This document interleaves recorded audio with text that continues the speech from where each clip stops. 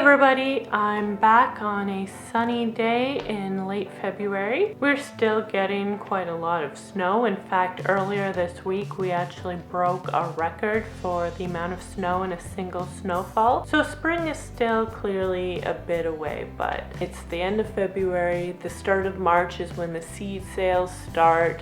Mid-April is when I'll start planting my seeds indoors, and then the mid-May is about when I'll be putting my plants outdoors. So it's not really that far away. In my last video where I detailed some of the plans I have for my garden this year, I did talk about wanting some fruit and berry bushes, and I'm still going to be going through with that. But what I did find a few weeks ago, which really interested me, were two eBay stores which offered seeds for dwarf and bonsai fruit trees, and they offered a variety of types, so some that were hardy to my zone and some that weren't. So I picked a few that were hardy to my zone, and I'm going to be putting those in the front of my property where there is some sun exposure. And then I also picked a few that weren't hardy to my location and that I'm going to be planting in pots and keeping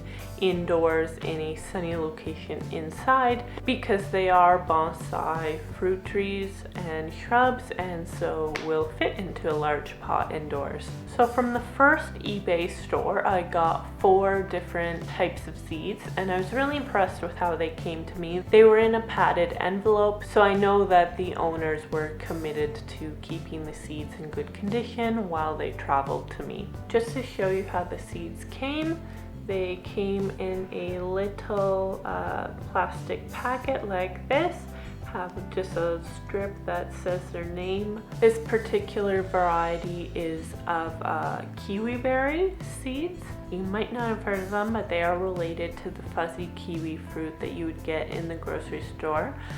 Kiwi berries, also known as Arctic kiwi or hardy kiwi, can grow in lower zones than the fuzzy kiwi fruit that you're used to eating. So this particular variety is a variety that is hardy to my zone 4B. I definitely recommend that if you guys are wandering, if especially grocer or a specialty produce market and you see kiwi berries or hardy kiwis, definitely take them home with you because they are delicious.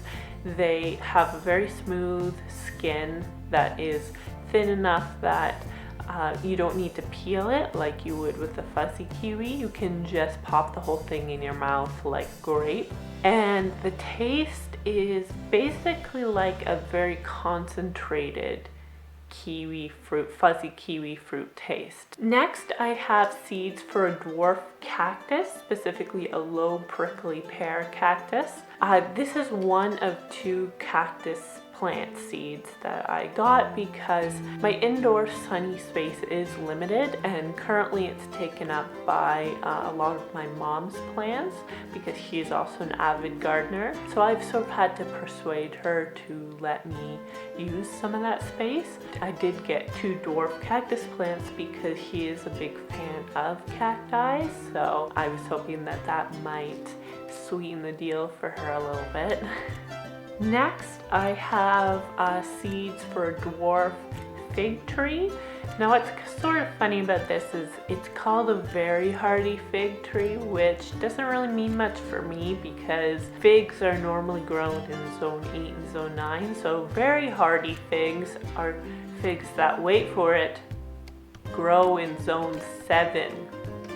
Not much help when I live in a zone 4B location. So I decided, well, it's a dwarf tree, so I'll just grow it indoors. And I then proceeded to pick the variety of fig that I wanted based on the description of its flavor. So this particular variety is from France. It's called Violette de Solier. and in its description it was said to be probably the sweetest fig that particular person has encountered. Lastly, from this particular eBay store, I got dwarf longan seeds. So longan fruit are actually related to lychee fruit. The longan fruits are described as being less sweet than the lychee fruits, so I'm really intrigued and excited to try this variety out. It's an adventure. So in each delivery, I actually got a piece of paper that came with the seeds that just has some special germination instructions, because different fruit seeds require different sort of methods of germination. So I'll go more into detail about that after I've shown you my other seeds, because showing you the seeds is really the most exciting part, right? In this other eBay store package, in addition to putting it into padded envelope, he also wrapped my seeds in paper towel. So in this eBay store, I got 5 different varieties. The first being dwarf cherry seeds, specifically a variety called Rainier cherries. Now, if you've gotten cherries from the grocery store, you're probably most familiar with the red cherries. Dwarf Rainier cherries, they're half yellow, half red. It's sort of an interesting color. You would definitely know them if you saw them, because they are very distinctive from the typical red cherry. But the dwarf Rainier cherries are often much more expensive than the regular red cherries in the grocery store, because I think they're considered to have a much better flavor. Next, I have a variety that will be growing inside, and these are olives. Of course, olives are Mediterranean plants. I don't think it would be possible to develop a strain of olives that can be grown outside in Canada. I'm not actually a big fan of olives.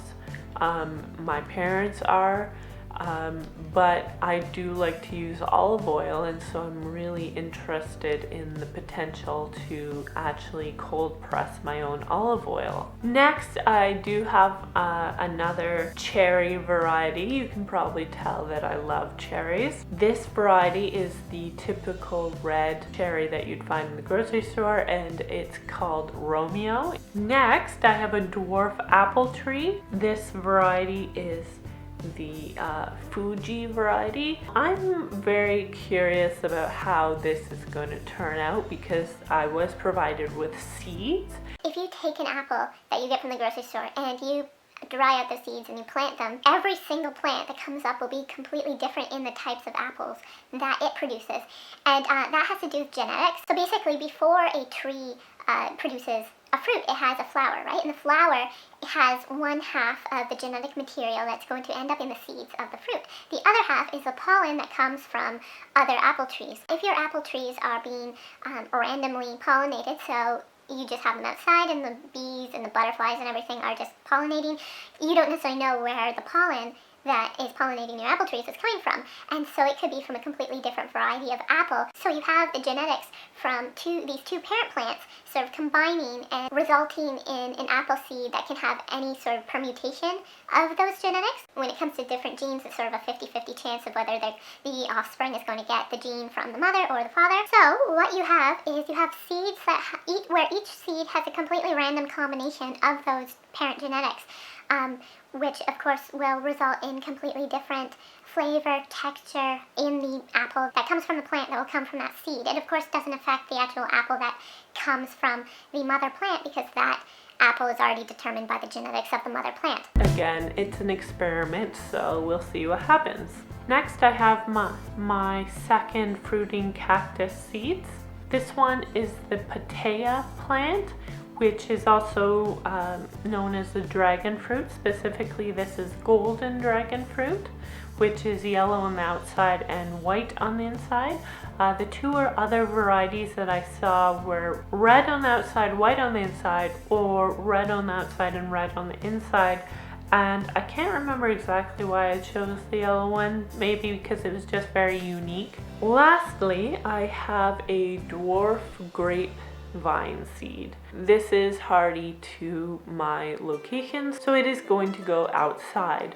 I have a location that I'm thinking I'll string up some sort of nylon net and provide that for both the grapes and the hardy kiwi, because hardy kiwi is also a vine that climbs. So this particular grape variety is called Pinot Meunier. The description said that it was both a good table grape and a good grape for wine. So although I originally got it with just the idea of table grapes, who knows, maybe I'll investigate, the whole idea of making wine and what you might need to do it on a small scale and try it out. So that completes the fruit seeds that I decided to try. As I mentioned, I did get a sheet of paper in each package that gives me germination information for each fruit, and I'll just kind of briefly go through some of the interesting germination instructions. But first of all, I do want to give a little bit of background as to why these fruit seeds have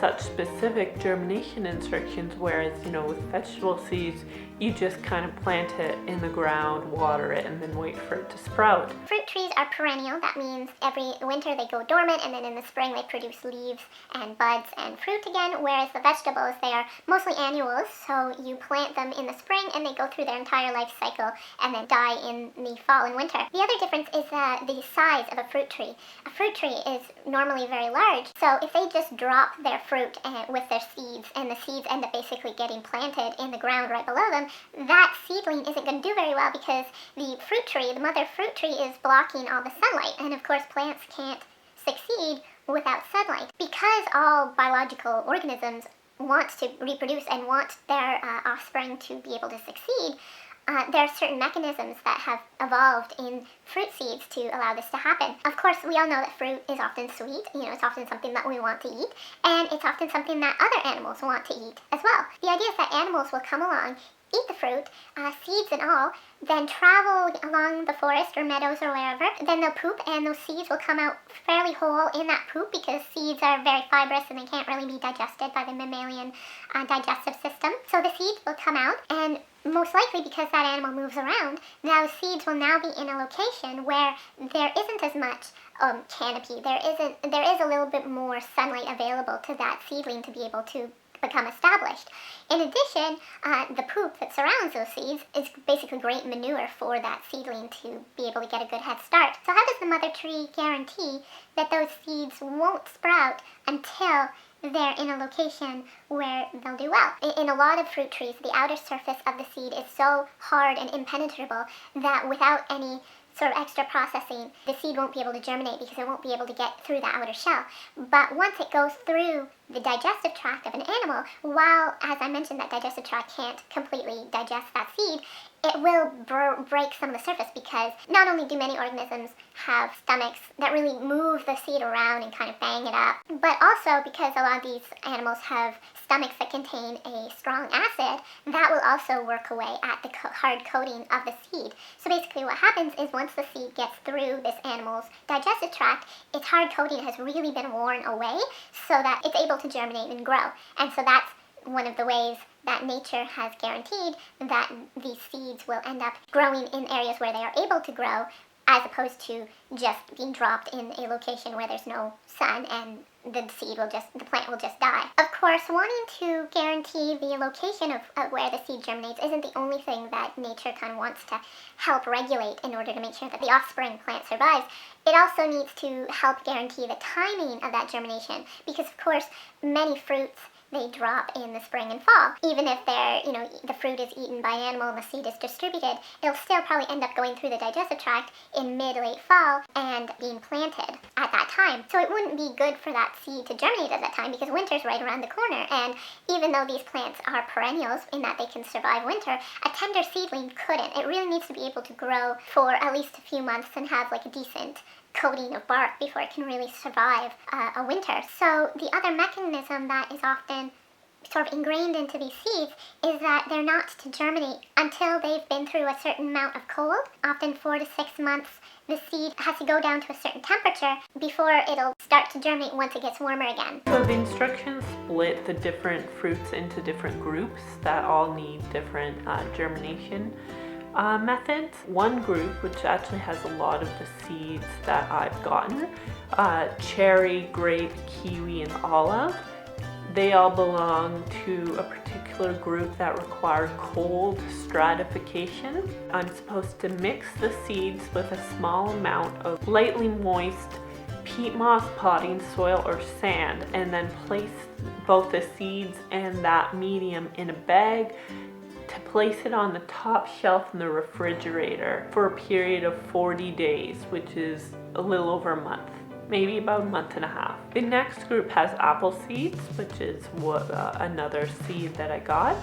And these need winterizing. The seeds need to be kept in an airtight plastic container in the freezer for at least 40 days. Now, longan fruits, I'll be able to plant much more immediately because they don't need to be placed anywhere for any extended period of time, which makes sense because they are a fruit that are used to tropical areas, so they don't need any sort of frost or any kind of cold weather to be able to stimulate growth. They need to be soaked in hot water for a period of 6 to 12 hours. Those were the seeds that required special germination. There were other seeds that weren't in any of these groups. So basically those seeds will just be planted normally, how I would start a vegetable seed. With the other seeds, after they've been soaked or winterized or had cold stratification, I'll again basically plant them normally as I would with a vegetable plant. So I'm really excited to get started on my fruit seeds, and I'll be sure to provide you guys with some updates. So if you guys enjoyed this video and are interested in seeing future videos, please like, subscribe, and share this video with any friends that are interested in this topic. That goes a long way in letting me know what you guys like, letting me know what you guys want to see more of. And I'm really excited for this coming year. As I mentioned in my plans I have tons of plans, including making more YouTube content. So I'm going to work hard to kind of get myself organized in that way and make sure that I'm keeping you guys up to date on what's happening in my garden. So thank you again, and happy gardening.